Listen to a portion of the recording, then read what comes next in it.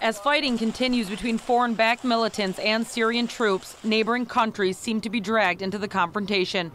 The Turkish government has been a key ally to Al-Nusra Front, fighting against the Syrian army. In a new development, the PYD, a Syrian political branch of the PKK, has taken control of the town of Ras Al Ain on Syria's northeastern border from Al-Nusra Front. The two engaged in a battle with each other, and some bullets that reached Turkish soil killed a boy. It is likely that al-Assad's regime took tactical steps to play off the Arabs, Kurds, Turkmen or different ethnic and sectarian groups against each other. No one should be deceived or cheated by this.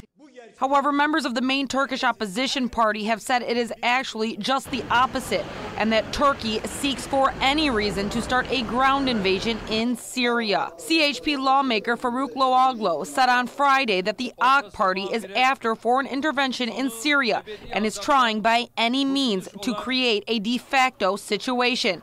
He also accused the government of pursuing an unrealistic foreign policy and acting in a partisan way in the Syrian crisis. Directly referencing to Al-Nusra Front, Loaglo also urged the AKP government to end the support for radical groups fighting the Syrian government. In a similar development, senior officials of the BDP, which is the political wing of the PKK, expressed similar comments and have sternly warned Ankara against its support for Al-Nusra Front.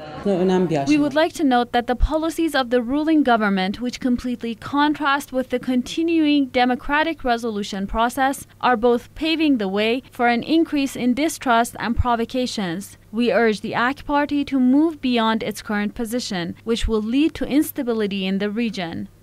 In the meantime, the Turkish army has beefed up its security at its borders with Syria, and Turkish troops shot at PYD fighters after two rocket-propelled grenades fired from Syria hit a border post on the Turkish side of the frontier.